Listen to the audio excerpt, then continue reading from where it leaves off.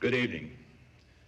This is the 37th time I have spoken to you from this office, where so many decisions have been made that shape the history of this nation. Each time I have done so to discuss with you some matter that I believe affected the national interest.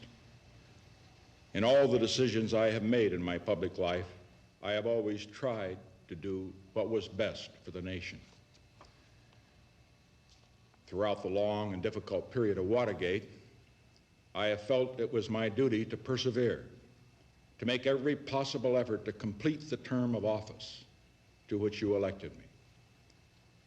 In the past few days, however, it has become evident to me that I no longer have a strong enough political base in the Congress to justify continuing that effort.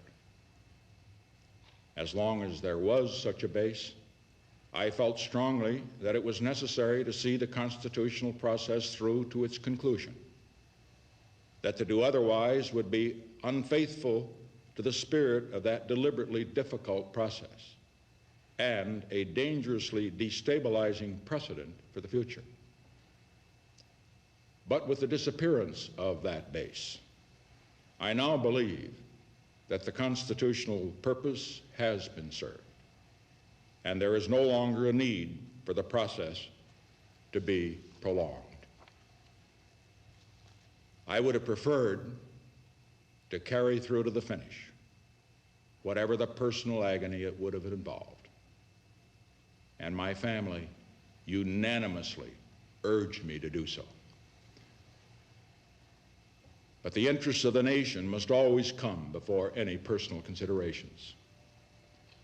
From the discussions I have had with congressional and other leaders, I have concluded that because of the Watergate matter, I might not have the support of the Congress that I would consider necessary to back the very difficult decisions and carry out the duties of this office in the way the interests of the nation will require. I have never been a quitter. To leave office before my term is completed is abhorrent to every instinct in my body. But as president, I must put the interests of America first.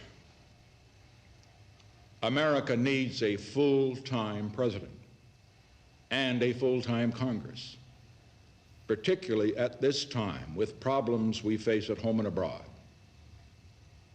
To continue to fight through the months ahead for my personal vindication would almost totally absorb the time and attention of both the President and the Congress in a period when our entire focus should be on the great issues of peace abroad and prosperity without inflation at home.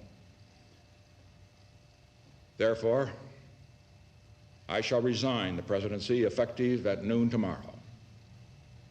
Vice President Ford will be sworn in as president at that hour in this office.